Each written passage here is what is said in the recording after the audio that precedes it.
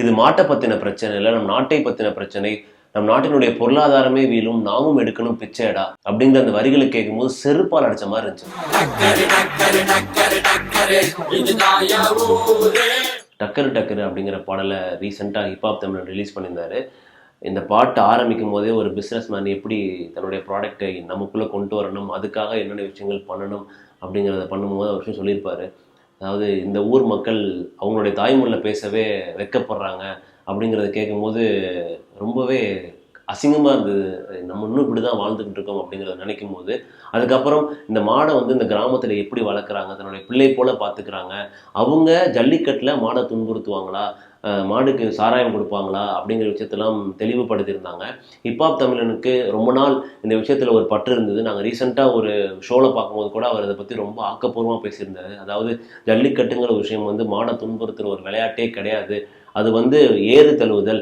நம்ம ஒரு மாட்டை வந்து ஏறு தழுவி அந்த மாடை கட்டிட்டாங்க அப்படின்னா அந்த மாடு வந்து விவசாயத்திற்கும், அந்த மாடு ஜெயிச்சிருச்சுன்னா அந்த மாடை ப்ரீடிங்க்கும் அனுப்புவாங்க. அந்த ப்ரீடிங்க்கு ஏன் அனுப்புகிறாங்கன்னா அது ஒரு நல்ல மாடு, இந்த மாட்டு இனத்தை வந்து பெருக்கணும் அப்படிங்கிறதுக்காக தான் ப்ரீடிங்க்கு அனுப்புவாங்க. ஸோ இந்த விஷயம்லாம் ரொம்ப நாளாகவே பாரம்பரியமாக பண்ணிட்டு இருக்க விஷயம். இந்த விஷயத்த இப்போ எதிர்க்கிறவங்க யார் அப்படின்னு பார்த்தீங்கன்னா நம்ம தமிழ்நாடு அரசு கிடையவே கிடையாதுங்க. இதை வந்து வெளிநாட்டு நிறுவனங்கள் தான் பண்ணுறாங்க. அது ஏன் பண்ணுறாங்க அப்படிங்கிறதையும் இதில் கொஞ்சம் தெளிவாகவே சொல்லியிருந்தாங்க. ஃபஸ்ட்டு ஒரு விஷயத்தை கையாளுவாங்க, அது முடியலை அப்படிங்கிறப்போ ரெண்டாவது விஷயத்தை தான் இப்போ கையாண்டுட்டு இருக்காங்க. இது மாதிரி டிவி சேனல்ஸை நிறைய பேர் கூப்பிட்டு உட்கார வச்சு நம்ம டிவியில் பார்க்குறது தான் ஒரு உண்மையை நம்பிடுறோம். எத்தனை பேர் நம்ம போய் நேரில் அந்த விஷயத்தை பார்த்துருக்கோம், எவ்வளோ அழகாக மாடு வளர்க்குறாங்க அப்படிங்கிறது நமக்கு தெரியவே தெரியாது. ஸோ அதையும் இந்த வீடியோவில் அந்த பாட்டு முடிஞ்சதுக்கப்புறம் அழகாக சொல்லியிருந்தாங்க. செந்தில்ங்கிறவர் வந்து தான் வளர்த்த மாடு இறந்ததுக்கப்புறம் எவ்வளோ ஃபீல் பண்ணார் அப்படிங்கிற அவர் கண்கலங்கிட்டே சொல்லும் போது நமக்கு கண்ணில் தண்ணி வந்துருச்சு. சேனாதிபதியும் சொல்லியிருந்தாரு, அந்த நிறுவனம் வந்து அந்த காளை மாடுகளை மட்டும்தான் டார்கெட் பண்ணுறாங்க, ஸோ அப்படி டார்கெட் பண்ணாங்கன்னா அந்த இனம் ரொம்பவே ஈஸியாக அழிஞ்சிரும் அப்படிங்கிறதும் அவர் ரொம்ப மனசில் உள்ள கஷ்டத்தை வலியவும் ரொம்ப தெரிவிச்சிருந்தாரு. பாடலில் இடையில ஒரு ரேப் வரும், ஹிப்ஹாப் தமிழன் ஒருத்தவர்கிட்ட அடி வாங்கிட்டே பாடுற மாதிரி.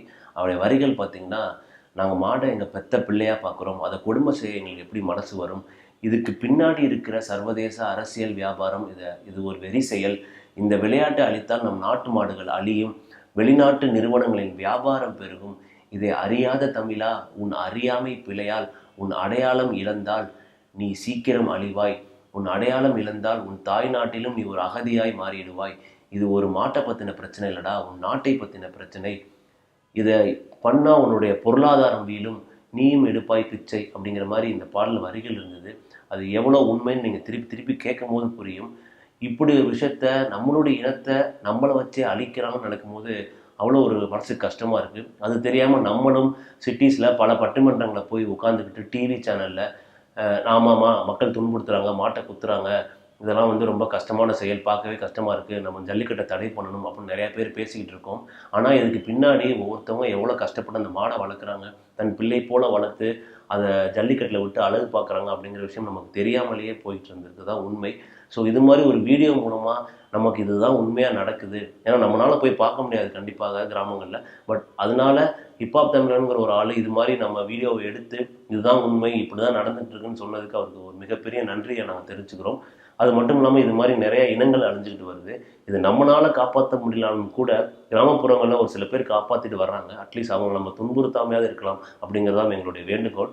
ஸோ இதே மாதிரி இது மாதிரி பிரபலங்கள் நிறையா இனிஷியேட்டிவ் எடுத்து இது மாதிரி வீடியோக்கள் பண்ணி மக்களுக்கு தெரிவிக்கணும், இதுதான் நடக்குது, இது மாதிரி போராட்டங்களை நம்ம எதிர்க்கணும், நம்ம இது மாதிரி நிறுவனங்கள் ஏன் இதை பண்ணுறாங்க, இது மாதிரி பண்ணால் நமக்கு என்ன பின்னாடி விளைவுகள் வரும் அப்படிங்கிறத நமக்கு மட்டும் இல்லாமல் நமக்கு வர்ற அடுத்த ஜென்ரேஷனுக்கும் இதை புகுத்தி இதுக்கு ஒரு நல்ல தீர்வு காணுவோம் அப்படிங்கிறது தான் எங்களுடைய வேண்டுகோள். அது மட்டும் இல்லாமல் இது மாதிரி ஒரு சில நாய் இனங்களும் அழிஞ்சிட்டு வருது அப்படின்னு சொல்கிறாங்க.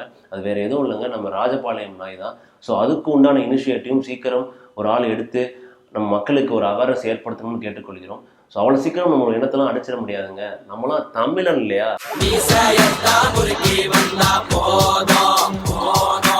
தர்மத்தின் வாழ்வதனை சூதுக்கவும் போதிய ஆதாரம் இல்லைனா சூதே வெல்லும். வீர சிவாஜி இந்த படத்தோட டீசர் ரீசெண்டாக ரிலீஸ் ஆயிடுச்சு. போராளிங்கிற வார்த்தை நம்ம ஊரில் கெட்ட வார்த்தையாகி ரொம்ப நாளாகி போச்சு. இந்த படத்தில் விக்ரம் பிரபுவும் நமக்கு அஞ்சலி பாப்பாவா எல்லாருக்கும் தெரிஞ்ச நம்ம ஷம்லி நடிச்சிருக்காங்க. இந்த படத்தோட டைரக்டர் கணேஷ் விநாயக். இந்த படத்தில் ஆக்ஷன் ஃபிலிம், அதாவது ஒரு போராடுற விஷயமா இருக்கும் அப்படிங்கிற டீசர் பார்க்கும்போது தெரிஞ்சுது. அது மட்டும் இல்லாமல் கடைசியாக விடிவி கணேஷ் வந்து தலை அப்படின்னு வாயை பிளந்துட்டு இருக்காரு. ஒருவேளை தலை இந்த படத்தில் ஒரு சீனுக்கு வருவாருன்னு நினைக்கிறேன்.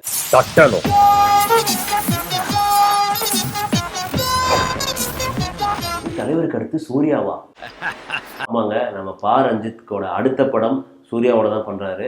ஸோ இது ஆல்ரெடி மெட்ராஸ்க்கு அப்புறம் பிளான் பண்ண ஒரு விஷயம். பட் ரஜினி சாரோட படம் பண்ணுறது எல்லாருக்கும் ஒரு கனவாக இருக்கும். ஸோ அதே மாதிரி இந்த விஷயம் நடக்க போகுது அப்படிங்கிறதுக்காக சூர்யா வந்து இல்லை ரஞ்சித், நீங்கள் சாரோட படத்தை முடிச்சுட்டு வாங்க, அதுக்கப்புறம் நம்ம டேட்டை ஃபிக்ஸ் பண்ணிக்கலாம் அப்படின்னு பெருந்தன்மையாக சொன்னனால ரஞ்சித் தலைவரோட படத்தை இப்போ முடிச்சுட்டு அடுத்து சூர்யாவோட படத்துக்காக ஸ்கிரிப்ட் எழுத போகிறாரு. ஸோ ஸ்கிரிப்ட் முடிஞ்சதுக்கப்புறம் சூர்யா அவர்களும் எஸ்ரி படத்தை முடிச்சதுக்கப்புறம் இந்த படத்தை வந்து ஃபுல் ஃப்ளெஷ்டாக ஆரம்பிப்பாங்க.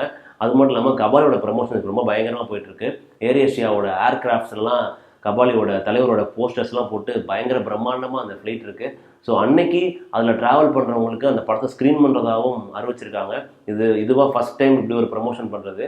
ஸோ கூடி சீக்கிரம் இந்த படத்தை தேட்டரில் பார்க்கணும் அப்படிங்கிற எதிர்பார்ப்பு எங்களுக்கும் ரொம்பவே இருக்குது. So let's wait and watch. Chandran யாரும் தெரியுமாங்க? வேறு யாரும் இல்லைங்க, நம்ம கயல் படத்தில் நடித்த ஹீரோ தான். அவர் அடுத்த படம் பிரபு சாலமனோட ப்ரொடக்ஷனில் பண்ணுறாரு. இந்த படத்தினோட டைரக்டர் அன்பழகன். இவர் ஆல்ரெடி சாட்டைங்கிற படம் இயக்கியிருக்காரு. இந்த படத்தில் அவர் கூட ஆனந்தி தான் நடிக்கிறாங்க. ஒரு இட்லி தோசை விற்கிற ஒரு பெண்ணாக வர்றாங்க. இந்த படத்தில் இவரோட கேரக்டர் பார்த்திங்கன்னா ஒரு லாரி டிரைவராக எப்போதும் வேஷ்டி கட்டிக்கிட்டு இருக்க மாதிரி ஒரு கேரக்டர். அவர் சொன்ன விஷயம் இதுதான், இந்த படத்தில் நாங்கள் ஃபாஸ்ட்டாக ஓடி போய் லாரியில் ஏறுற மாதிரி நிறையா சீன்ஸ் இருந்ததுங்க. எனக்கு நடிக்கவே கொஞ்சம் கஷ்டமாக இருந்தது, ஒரு புது அனுபவமாக இருந்தது. நான் இத்தனை வருஷத்தில் இது வரைக்கும் நான் லுங்கி கட்டினதே கிடையாது.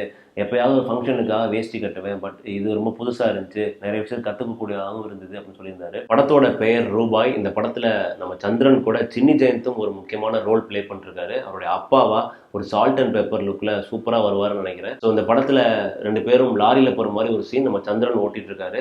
ஸோ அப்படி பண்ணிட்டு இருக்கும்போது ரொம்ப தூரத்தில் கேமரா வச்சுருக்காங்க. இடையில போலீஸ் உள்ளே வந்து நீங்கள் ஃபாஸ்ட்டாக ஓட்டுறீங்க அப்படின்னு சொல்லி ஏதாவது பிரச்சனை பண்ணியிருக்காங்க. ஐயோ இல்லைங்க, நாங்கள் படத்துக்காக ஷூட் பண்ணிருக்கோம் அப்படின்னு சொல்லி தப்பிச்சு வந்திருக்காங்க. அதுவும் ஒரு நல்ல அனுபவமாக இருந்தது அப்படின்னு கூட சொல்லியிருந்தார் சந்திரன் அவர்.